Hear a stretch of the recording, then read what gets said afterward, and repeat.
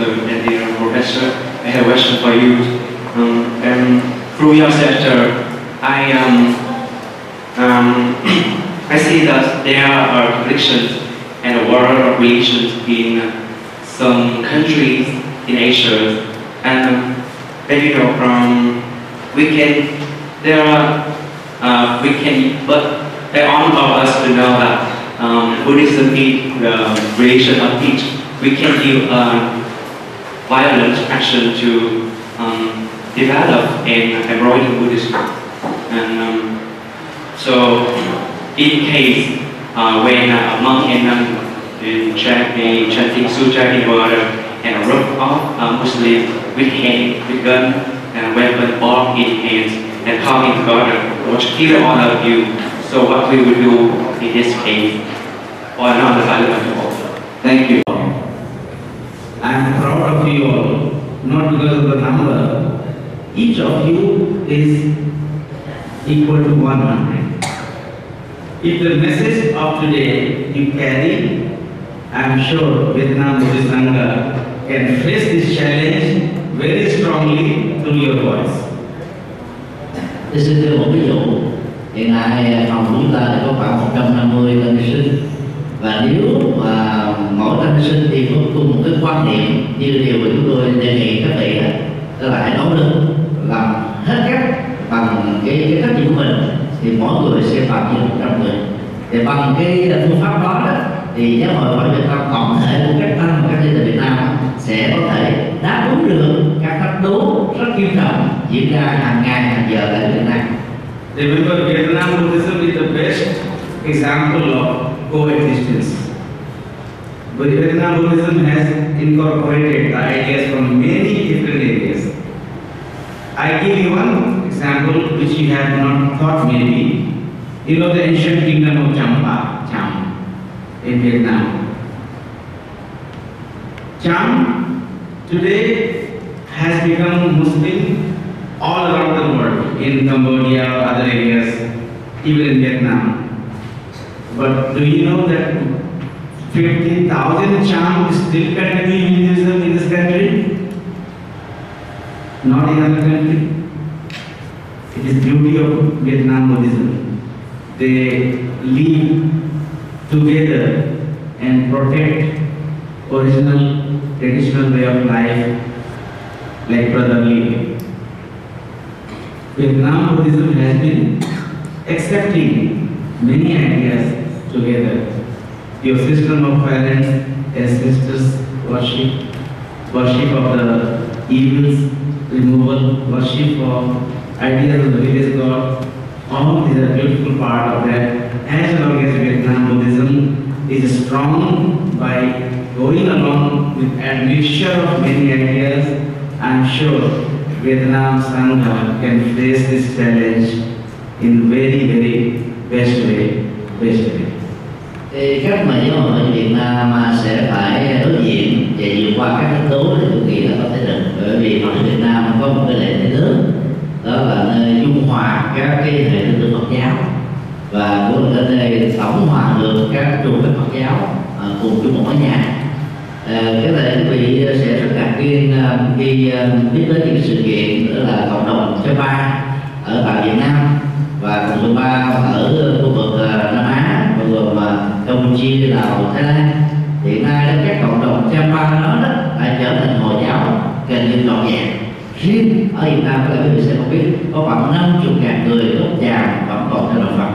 Theo tôi đó là một trong những đặc điểm và nhờ cái dung hòa tiếp nhận các cái nền văn hóa đặc biệt ở Việt Nam và Phật giáo Việt Nam mới có được một cái sự đồng hành tốt, và với cái phong cách làm Phật sự đó thì tôi tin chắc rằng là Phật giáo Việt Nam sẽ không phải chịu chung số phận như là Phật giáo ở Nam Hàn hoặc ở những nước khác về cái khuynh hướng đồng hóa và mình chú các tôn giáo bằng kinh tế như vừa điểm.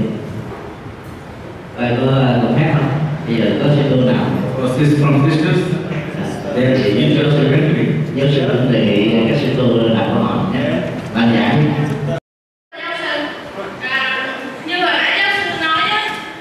Phật giáo thì cũng như cái vườn hoa, mà trong cái vườn hoa đó có đủ các loại hoa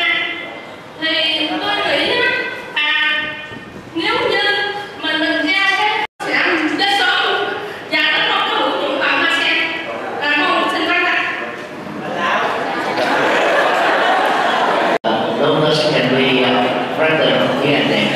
So we take that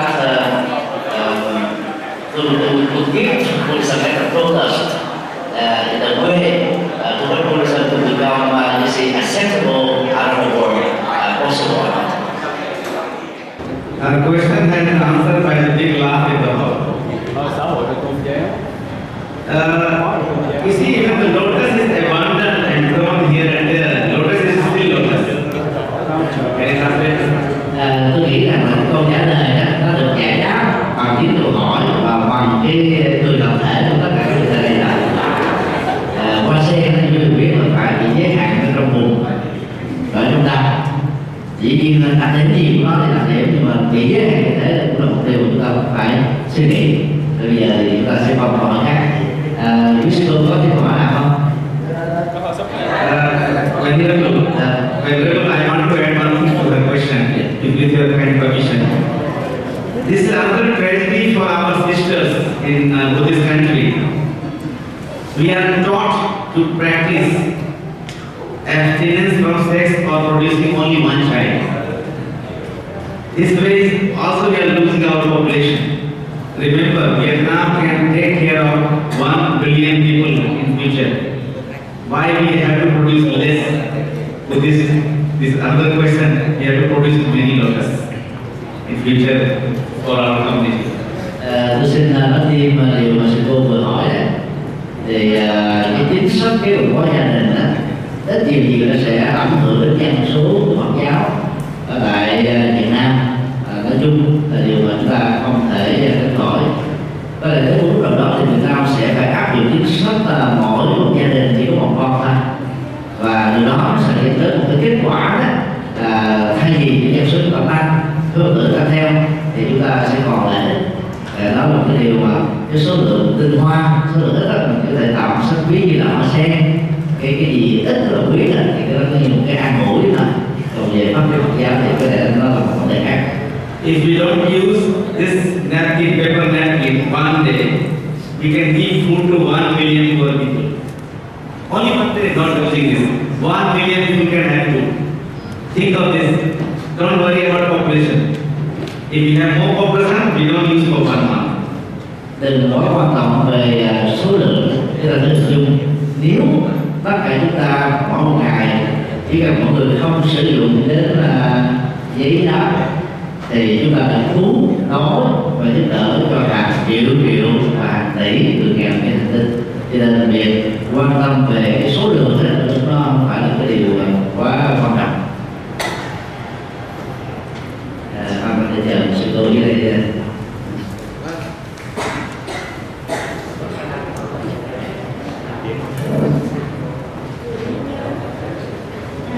Cho câu hỏi, đạo Phật được xem là quốc giáo ở Thái Lan và rất được sự ủng hộ của Hoàng gia. Như vậy trước những cái hoạt động của Hoàng giáo thì chính phủ Thái Lan có những cái biện pháp gì để bảo vệ đạo Phật hay không? One question is that Buddhism in Thailand is a state religion and not financial support from the royal Thai government. In this regard, what do you think facing the challenges and tourism in South Thailand? What measures have been taken so far by the government of Thailand not to prevent such kind of activities by the Muslim? Sister, I must inform you, Buddhism is no more state religion in Thailand for the last 20 years. And this problem has increased more in 20 years because Buddhism is no more state religion. Your information is wrong. For the last 20 years we think no more. Thưa sư cô, thông tin sư cô đạt là đã bị thiếu chính xác. Từ 20 năm qua, Thái Lan chưa tiếp tục là quốc giáo, hoặc là quốc giáo tại nước này. Tình trạng quốc giáo của Thái Lan đã bị kết thúc 20 năm trước rồi. In the name of democracy, I don't think whether any country now can put state religion. No country left. The last kingdom was Thailand. In new constitution, 20 years ago finished. and then it makes easy. $5,000 million coming from Arabia to build mosque. Earlier it was not possible. So this is the most religion. Dưới ảnh hưởng của thể chế dân chủ đó, thì từ 20 năm qua gần như là thể chế Phật giáo Quốc giáo đã kết thúc trên hành tinh này, và có lẽ Thái Lan là nước cuối cùng về vấn đề đó của 20 năm trước. Cho nên bằng những cái nỗ lực cải tạo như là hàng tỷ đô la rót vào các quốc gia Phật giáo đó, thì nhiều ngôi đền thờ Hồi giáo sư một lên. Đây là điều chúng ta phải quyết định. Thưa giáo sư, con với cái nhìn của sinh viên của ngành xã hội học thì con nhận thấy được cái viễn cảnh của Phật giáo Việt Nam thì như thế nào, và có nên chăng có một cuộc khảo sát về xã hội học đến Phật giáo Việt Nam để tìm ra tất cả những tình trạng và tất cả những cái phương pháp cho Phật giáo Việt Nam trong cái những cái năm tiếp theo có cần thiết làm điều đó không? It's a basic question for Vietnam police minister to the professor. The question is, what do you think the Vietnam Center in Vietnam have to do sociological research on the way this wisdom can done for the people inside the country? So I don't think that is good enough for the development in the future. So what is your ideas in this regard? Thank you for this question. If I am given the opportunity to speak Vietnam Buddhist Sangha, someday when I will request you to ask me to come to speak with Buddhist Sangha also. I give you one example which we have to follow by Buddhist Sangha. Our Buddhist Sangha has to increase in Vietnam more social interaction with the people, and we have to create a network, young dynamic Buddhist nun and Buddhist monk, to sit together in one village, in one community, to learn their problem of life. Number two, Buddhist Sangha should take study tour by province. Maybe Venerable as director of the university can take care of this. To depute a team of young bright monk and nun and assign them one area, come back with the feedback, and then see these elements are how much entering in our society. We are people of no greed. Remember, our greed is less than America, Europe, Australia. We are very easy to catch our greed. So if we move by province to province, this Sangha can contribute a lot. Tôi nghĩ mặc dù đó là câu hỏi Việt Nam nhưng câu hỏi rất hay. Nếu cho phép tôi được chia sẻ thì tôi sẽ chia sẻ hay thế này. Một là trong tương lai gần, nếu được thầy Nhật Từ sắp xếp gặp giáo hội lãnh đạo của giáo hội Việt Nam, tôi sẽ chia sẻ là lãnh đạo giáo hội nên đặt cử một nhóm nghiên cứu chuyên đi về một cái làng tiêu biểu ở vùng Hông Quê Việt Nam để phỏng vấn họ bằng các cái công dân đã được sắp xếp sẵn rằng là họ thỏa mãn với cái cách phục vụ của giáo hội Việt Nam chưa, với cái hiệu quả mà giáo hội Việt Nam đã đóng góp chưa, và những gì họ cần giáo hội Việt Nam cần phải bổ túc và bổ sung. Tôi nghĩ rằng là chúng ta sẽ đón nhận được rất nhiều các cái nhu cầu của mình hỗ trợ mà mình tưởng là đã được rồi.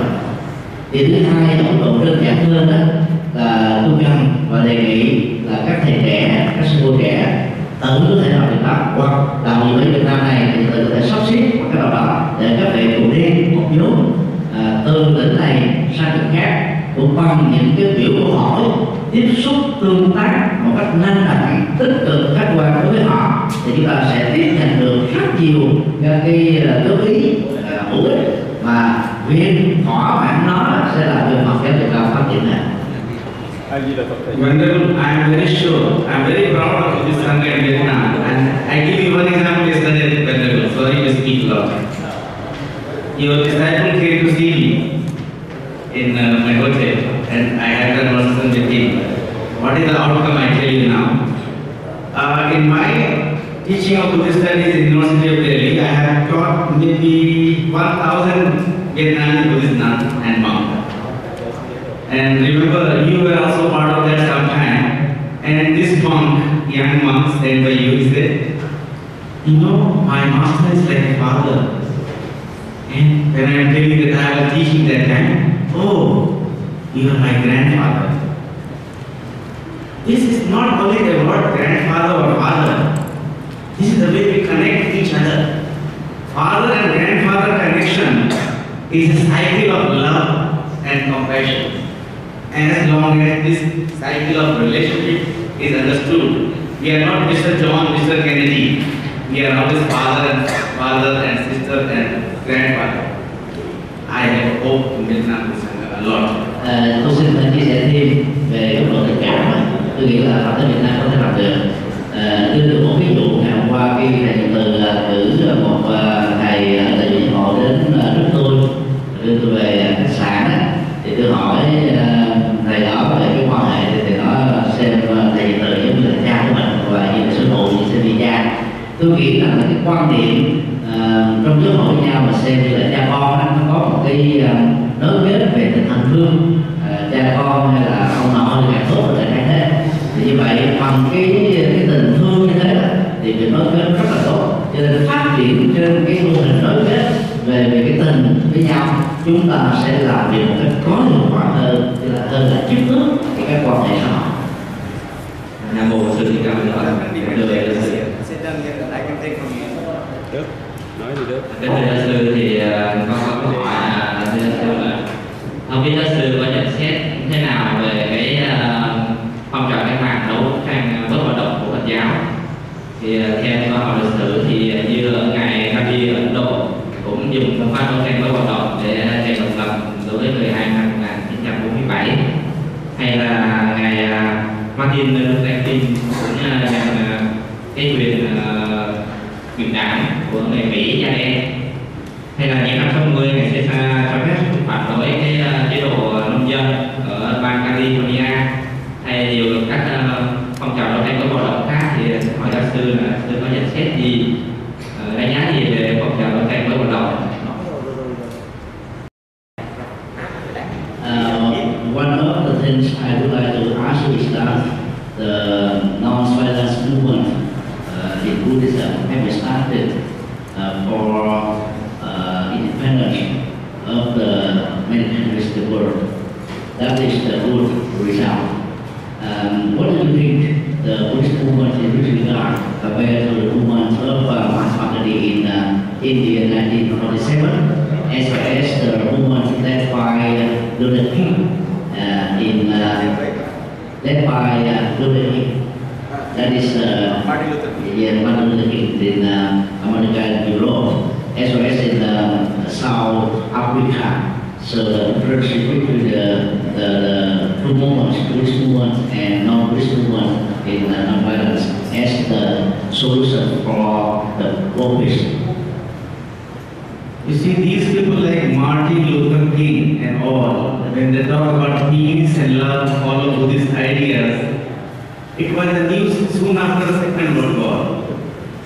When the Western people are very much down, economically, morally, socially, they look to us as savior.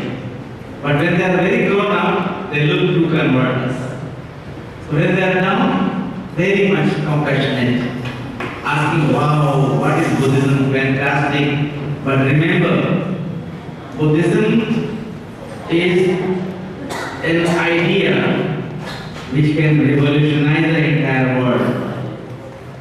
We are always Buddhists in our heart and soul, even in bad time or good time. We are not like Lutheran or kings and this and that, even Mahatma Gandhi. Ideas, when you are down, then you look for savior. But when you are rich, you don't look for a savior. After you translate, I will say one example. Không cần phải nói là phong trào vận động là nó có tốt về cái đạo Phật. Phong trào vận động của mục sư Luther King nói riêng và của các phong trào các tôn giáo khác nói chung đó là đều là một cái bản copy từ đạo Phật thôi. Và điều mà chúng ta cần xác định rằng là khi mà họ đang bị suy thoái về xã hội, chính trị, văn hóa, đạo đức và kinh tế, thì họ có khuynh hướng là trở nên thương yêu người hơn, làm chủ cuộc sống hơn và lấy các cái điểm Phật giáo hơn để làm nền tảng mà nó dài. mà khi mà họ đã thực hành cho phát triển rồi đó thì tất cả cái đó chỉ là một cái chiêu bài thôi, và đây là điều mà chúng ta không thể phủ định. Ngay cả cái truyền thống bắt đầu của Bắc Gandhi, Ấn Độ giáo cũng là một cái cách tương tự thôi. Do đó việc mà người ta làm công việc đó là việc phái một các tôn giáo khác là một chiêu bài để họ mở rộng cái sự tồn tại của họ, còn cái của chúng ta chỉ là một đặc điểm. I give you one example just now last week.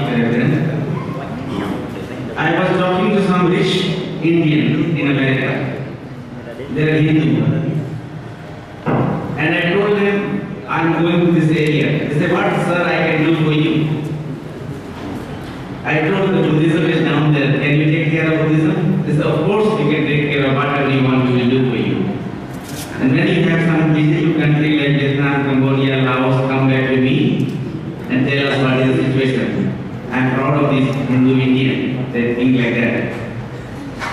So I spoke to one Cambodian, very famous monk in Cambodia, about the downing of the number of Buddhists in Cambodia.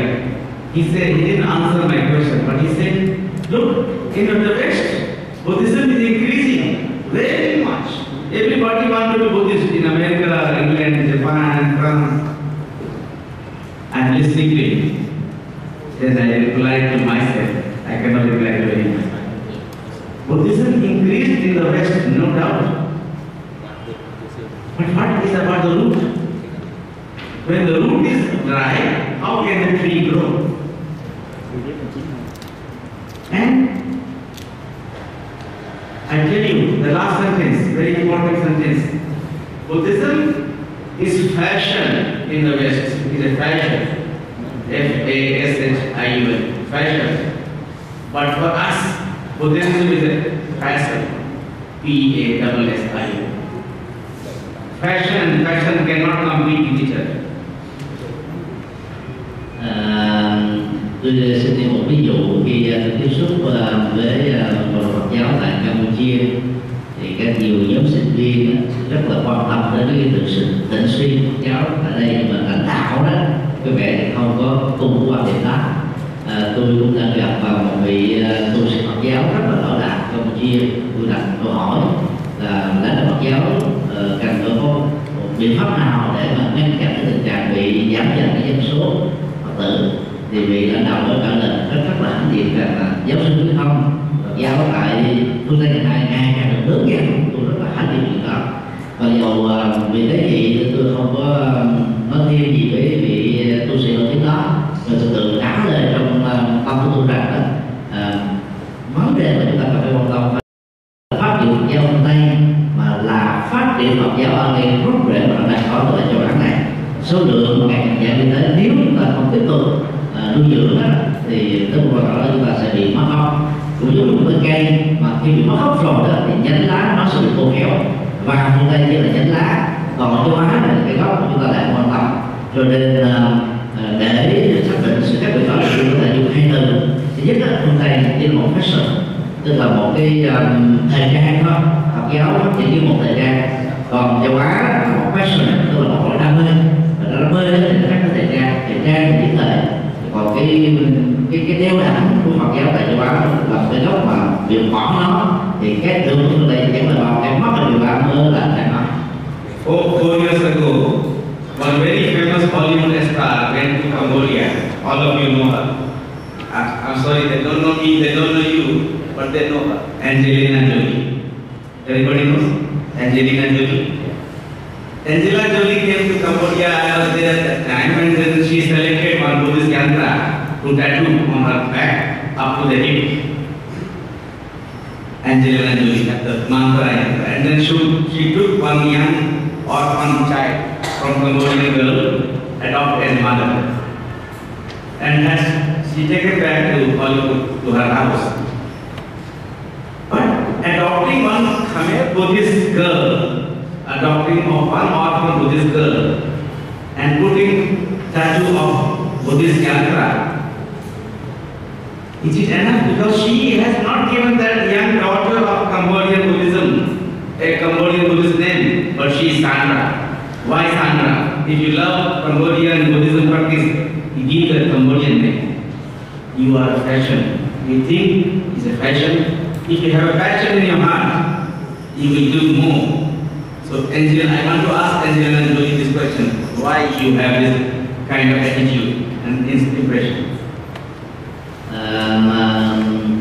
Ngoại đó thì diễn viên mà tiếng lên muốn là diễn viên phim hành động á, Julie đến sân con nuôi Campuchia. Khi sinh một con nuôi đó, cô ấy đã mặc cái chiếc sari gốc của chiếc áo dài gốc của Campuchia và sử dụng thần chú để rồi sau đó là đặt tên cho Campuchia. Chúng ta thấy là đối với đây thì thường họ thích cái thời trang, còn ở cái gốc của Phật giáo đó, là một passion nó vừa là một đam mê, vừa là một tình thương, vừa là một gắn kết sâu sắc hơn. Và khi đưa cháu bé nó về lại Hoa Kỳ đó, thì cái fashion đó nó vẫn được người ta ghi nhận như một cái gì đó rất là hấp dẫn. Thì từ đó chúng ta có thể thấy hai cái phương hướng Phật giáo nó hoàn toàn khác nhau ở miền Tây và ở châu Á. Như vậy chắc là hai câu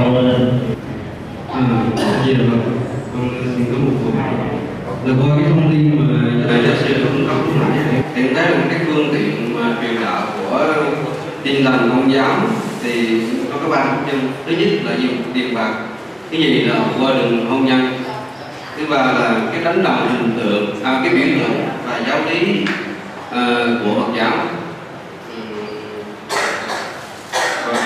Bên cạnh đó thì Hồi giáo thì dùng bạo lực. Thì như vậy ba cái phương tiện của Công giáo và Tin Lành thì giáo sư thì cái biện pháp cụ thể hiệu quả nhất để mà Phật giáo đối trị lại cái biện pháp này như thế nào. Và đối với cái bạo lực của Hồi giáo thì Phật giáo thì không thể dùng bạo lực để mà chống lại, thì liệu rằng Phật giáo có thể liên kết với một tổ chức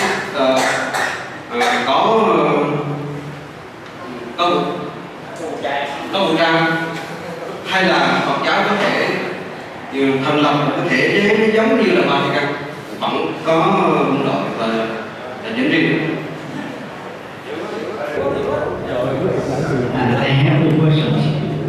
The first question is related to the Catholic and Protestants. As you have introduced to us that these religions leaders had used 3 means to convert the negative religious followers into their religions. 1, by money giving. 2, by marriage. And 3, by comparison. The cultural icons of Buddhism and other religions as the disguised, etc. So, what do you think the Buddhist reaction or response in order to prevent, especially 3 means of Catholic and Protestant? Number 2, question number 2 related to the Muslim. As you say, the Muslim fundamentalists have used terrorism as a means to convert the Buddhists into their religion, and how Buddhism can react and prevent this horrible act effectively. Thank you. Very difficult question to answer. I try. The 3 aspects which you mentioned for Catholic and Protestant, they know our weakness, and our weakness is their strength. What is our weakness? It's actually not our weakness. If we don't know English, there's no problem. My many Vietnam students in university, they don't speak English properly. I am proud of them. I am not looked down. So this is weakness, our weakness. Easy to catch by these people. Number 2, we don't have that much habit of modern facilities of life, which they provide their needs. And we fall easy to catch by these things. Number 3, there is a misconcept, I will not say concept, misconcept that beautiful girl is always If you are able to touch one Western girl's body, you feel like enlightened. This is the weakness put into us by them. We have many our own girls, much beautiful, much softer than these people, but we have been taught using cream, cosmetics, perfume, all these things make you beautiful.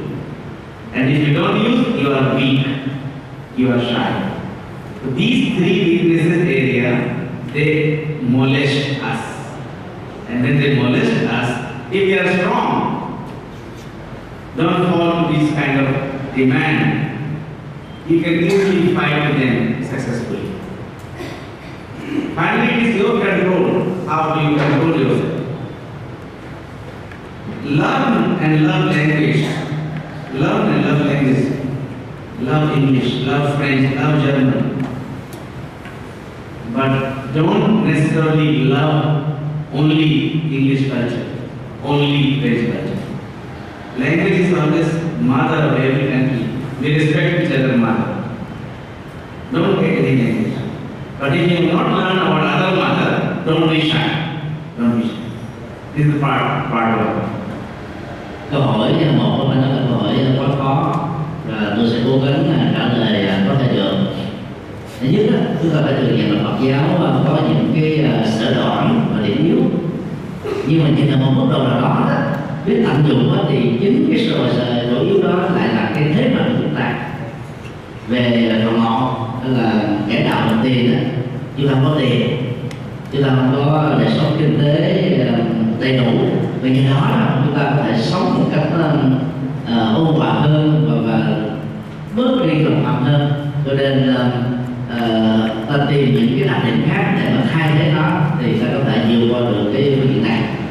Phương diện B là về hôn nhân, thì hôn nhân để dẫn đến đổi đạo là cái chính sách của họ. Còn chúng ta thì chỉ cần thấy rõ là mình có những cái đặc điểm để mình không tự khinh thường với mình, thì chúng ta có thể bị lôi cuốn bởi cái chủ nghĩa hình thức của Tin Lành Thiên Chúa.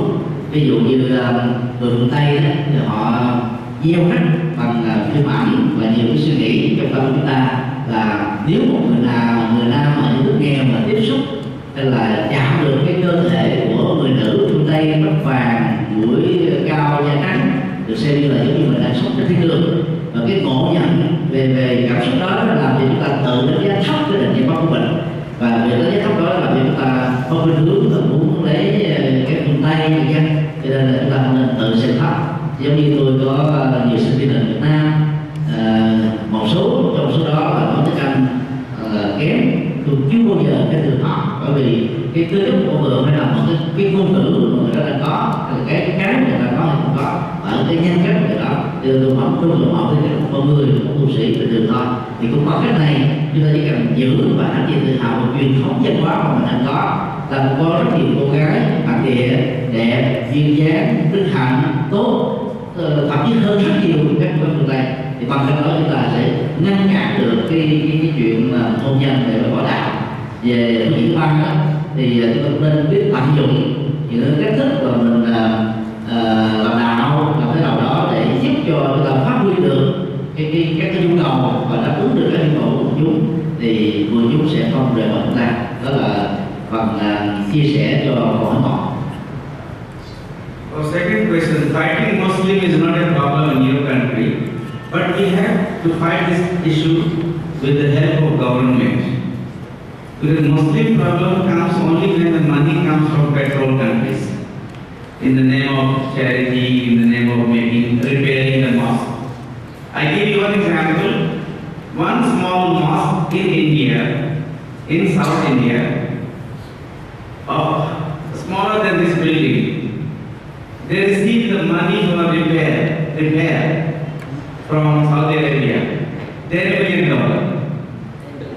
Repair was only $1,000 or $2,000, and the rest of the money used for other activities to stop us. So this is the area where government has to play a big role. We are helpless for Muslim system. In Thailand also, if the government has to take care, that will be the best answer for them. And we also can contribute to this brothers and sisters by supporting Buddhist community in South Thailand by sending our money, support and missionary activities. Tới cái câu thứ hai đó là làm thế nào để đối ứng và ngăn chặn một cách có hiệu quả về các hoạt động khủng bố của Phật giáo nhân quyền ở đạo nhân quyền Phật tử. Thì tôi nghĩ rằng là nó không phải là vấn đề quá lớn đối với Việt Nam, bởi vì Hồi giáo Việt Nam không phải là một nước tự mạnh. Để làm một cách có hiệu quả về khủng bố của Hồi giáo thì tôi nghĩ là phải có một cái tham gia tích cực của phía chính phủ, mà không là các tổ chức Phật giáo và dân sự không chúng ta không làm được. Xin đưa một ví dụ tại Ấn Độ thì để mà chuyển hóa Hồi giáo ở đây đó, thì người ta thường đi con đường hỗ trợ thực tế, thì vì xây hay là sửa một cái đền Hồi giáo bằng cái phòng này thôi, thực ra cái tiền để sửa được khoảng chừng 1-2 ngàn đô, nhưng mà cái viện trợ kinh phí là 1 triệu đô. Như vậy ngoài 1-2 ngàn đô để mà sửa chữa đó, tổng số tiền còn lại đấy họ áp dụng cho những cái hoạt động khác của mình và ở lại. Và đó là một cái điều mà rắc rối tại Ấn Độ cũng như một số nước nghèo khác rất may là chưa xảy ra tại Việt Nam trong thời gian qua. Cho nên nếu không có cái tham dự chính quyền về những luật pháp để ngăn cản các đổi đạo vi pháp đó, thì có lẽ là chúng ta cũng rất là khó cản được cái đổi đạo của Phật giáo. Sister asking a question.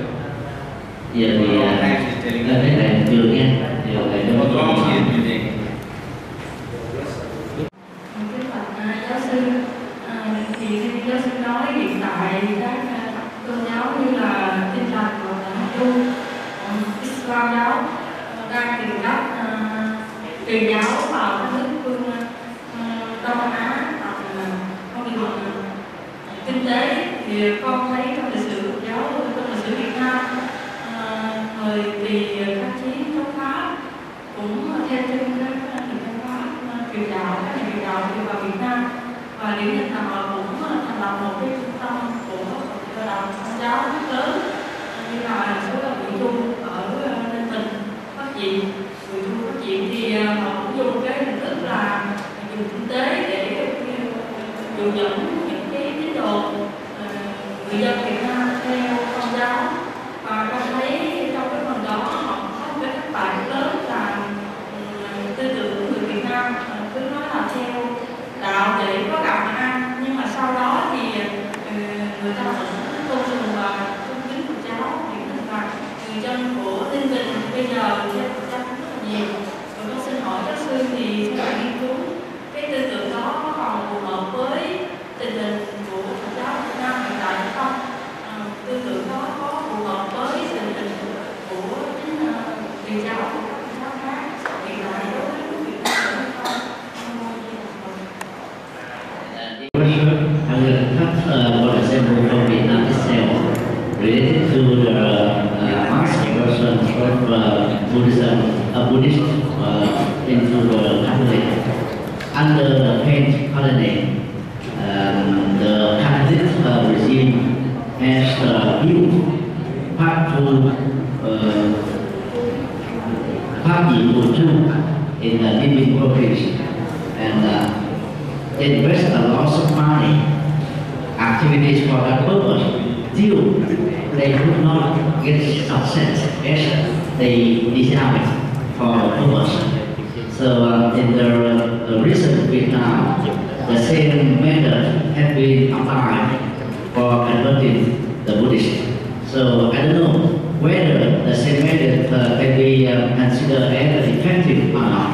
In the Catholic, they consider if you want to have money to survive, then you have to convert into Catholic. So that's the pattern of conversion. Is it still a strong method for converting, or they have to do something else? And in that regard, what the Buddhism in Vietnam should do in order to prevent some kind of activities? Thank you, sister. This is the same pattern they use everywhere, the same formula.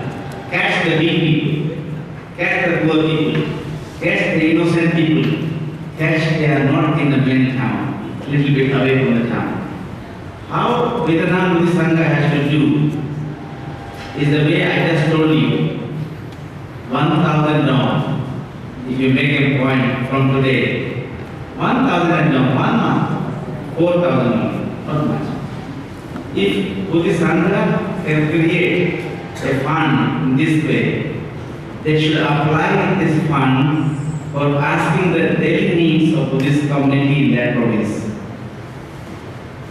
And they also need not only money, but they also need mental support.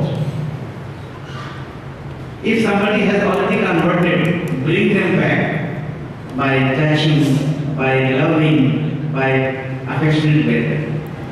They need mental and financial support. And each of you has a holy duty to protect this way to our other brothers and sisters in this country. I hope all of us can decide like that. Theo tôi đó, thì vấn nạn mở đạo, công thức mở đạo như sư cô nêu ra ở 10 pháp viện không phải là một hiện tượng mới, và đó là công thức toàn cầu hóa đang sử dụng tại châu Á này. Cho nên theo tôi đó, để mà ngăn chặn cái tình trạng cải đạo không có hiệu quả đó, thì các tu sĩ Phật giáo cần phải làm một số công tác sau đây. Một, mỗi người vận động đóng góp mỗi một thành viên là 1.000 đồng cho cái quỹ để bảo trợ cho việc truyền bá Phật pháp. Và nếu ai cũng làm việc đó, chúng ta có hàng tỷ đô la ngân sách để mà hỗ trợ cho những gia đình Phật giáo nghèo, và khi họ được hỗ trợ thì họ có nhu cầu để tiếp nhận những cái nguồn khác. Hai, đó là hỗ trợ về tinh thần và tâm linh, vốn rất là cần thiết trong cái thời kỳ khủng hoảng. Nếu như chúng ta không sâu sát những vấn đề đó, thì các tổ chức cải đạo họ sẽ làm công việc này, và khi làm công việc này thôi đó thì chúng ta sẽ bị mất họ. Và đối với những người đã bị bỏ đạo rồi, chúng ta cũng không nên là bỏ rơi họ, chúng ta phải tiếp tục dành họ trở lại, chúng ta bằng những hỗ trợ vừa vật chất và vừa tinh thần. Theo tôi, với các tu sĩ Phật giáo Việt Nam nỗ lực làm được hai việc đó, thì việc giữ dân số Phật tử và phát triển Phật tử không phải là chuyện khó khăn. Đó là một câu trả lời khá hay. Bây giờ chắc một câu hỏi cùng anh. Bây giờ ba thầy tôi cho thầy nhé. Giáo sư, một vấn đề rất là quan trọng mà trong quá trình truyền giáo và cũng như là giữ gìn cái tôn giáo, đó là vấn đề chính trị. Thì thời Đức Phật còn tại thế thì Đức Phật cũng rất là chú trọng đến cái vấn đề chính trị. Thì hiện tại thì Hàn Quốc, Nam Hàn đó là tôn giáo, cái số lượng tín đồ Phật giáo đi xuống rất nhanh, là do cái ông tổng thống này là một người tín đồ của Tin lành, anh Công giáo. Thì Việt Nam vừa rồi là cái sự phát triển của Phật giáo Việt Nam rất tốt, là do có một vị chủ tịch nước là một người Phật tử thuần thành. Và bây giờ nếu mà để bảo vệ Phật giáo và phát triển Phật giáo tốt á, thì cái ý thức chính trị đối với tăng ni sinh Việt Nam như thế nào? Xin giáo sư cho một cái lời khuyên, có cần phải là có một cái khóa đào tạo về chính trị, giữa chính trị và tôn giáo có quan hệ như thế nào, thì xin giáo sư cho ý kiến. I think related to the development and decline of Buddhism in anywhere, also concerns with politics and political affairs of that country. Take South Korea as an example. The decline of Buddhism in that country, apart from the reasons introduced by you, I think one of the reasons is that the president of that country is candidate for protector. I will say, if the leader of the country follow a particular reason, that reason become developed. In the case of Vietnam, the current president is a Buddhist, so I think that this sacrifice became tough to develop Buddhism for the future. What do you think in this regard? Whether the Sangha should have the political link to the government for the development of Buddhism, or you may have any other suggestion for that? This is a question of $1 million. I'm very proud of you. I give you one little happening. This happening with me yesterday, which is not still affecting my mind. Yesterday at Ho Chi Minh Airport, I came down. I'm very nervous because my visa was a problem. This is that. I changed $50 at the bank counter and came out with my hand for purse. Somebody came and took my whole money and $1,000 lost yesterday. But when I came and tell you people, your question is, give me $1 million back. Country's president is not only Catholic but also practice Catholicism through others. How he became president in South Korea? Because his party is Catholic party. Majority of Catholic people are Catholic. So they vote for him. Anytime anybody is standing as a Buddhist vice president post also in South Korea, always moves. How he became president? Because the majority of the population became Catholic. Naturally, as a Catholic, he will do his job to protect, to promote, to kill others. So answer is like that. He became president because of us, because of the population was large. He did not become Catholic as a president because he was a good man. He just had no vote. And when he is president, he will of course support the activities like that. Câu trả lời của tôi đó nó cũng là vấn đề của tiền thôi. Tôi trước khi trả lời thì tôi xin đưa ra cái ví dụ ngày hôm qua khi tới thị trường Việt Nam lần đầu tôi cũng mệt mỏi, nhức đầu vì vấn đề visa và tôi phải đổi tới Việt Nam để trả cho các dịch vụ đó. Rồi đang lúc mà cần tiền để mà giao dịch đó thì tôi bị một người Việt Nam chửi mất thì tôi bị hết. Thì điều tôi muốn nói đó là đối với một người Việt Nam nhưng mà là tất cả người Việt Nam, tôi vẫn rất là hạnh phúc vì không có chuyện gì để chia sẻ các vị thôi. Chỉ là vấn đề của số lượng của con người đó mà như thầy nói là do ông tổng thống cũng là một thích hồ cho nên các nước lớn tình hình là hoàn toàn tiếp là do quân chúng là thích đồ cho nên ta mới ồ ông đó là tổng thống là thích đồ để đại diện cái quyền lợi và phát triển cái quyền lợi của họ, chứ không phải đi theo hướng từ cái ông này lãnh đạo mà cũng làm ảnh hưởng ngược lại. Cho nên vì đảng của ông là một cái đảng Thiên Chúa và do đó cộng đồng ông là Thiên Chúa thì ta phải bao ông là một người Thiên Chúa vậy thôi. Vấn đề chính yếu còn là cái số lượng của quần chúng và chúng ta đang có chứ không phải là một người. Điều đó có vai trò quan trọng mà có thể thay đổi một thứ, sự thay đổi đó là không thể xảy ra. Như vậy cái số lượng là cái mà chúng ta cần quan tâm vì nó có thể ảnh hưởng đến cái quyết định chứ không phải là một cái gì mà làm. If all sisters and brothers and venerable understand my one percent of the message today, and they go back home, they go back to pagoda, they go back to community, and they think in positive way what I say, I get $1 million for you by this way. So who is rich? I am the rich by you. So I must thank because this was the time for the lunch, and I'm very sorry for the long speech. I promise I don't disturb you more. Trước khi kết thúc thì cái thông tin mình muốn chia sẻ với thầy của sư cô đó là cái cách làm sao để có được số tiền lớn mà như cách mà tôi chia sẻ đó, tôi đề nghị các vị hãy vận động mọi người đó một cái tâm nguyện chung cho về Phật pháp. 1.000 đồng thôi chúng ta có thể có $1 triệu. Và nếu tôi đi làm công việc đó thì có thể sáng giờ hoặc là trong tương lai tôi có được $1 triệu vào túi rồi, đúng không ạ?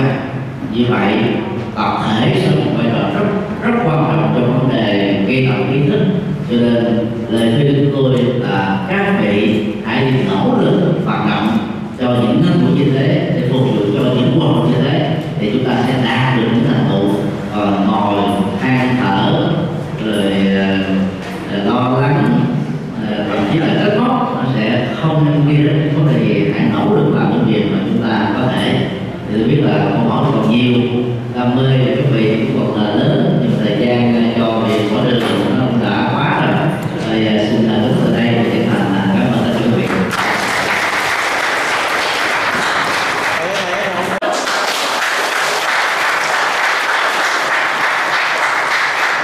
vị. Pháp âm đạo Phật ngày nay xin khép lại nơi đây.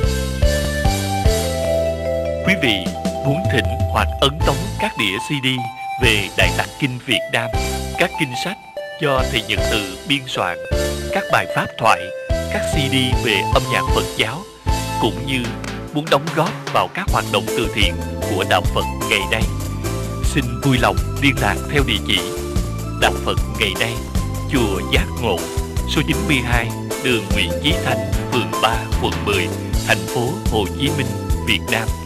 Điện thoại 083 8394 121, 083 8335 914, 093 7693 196.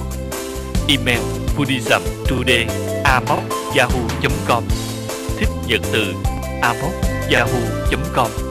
Website www.buddhismtoday.com, www.tủ sách Phật học.com.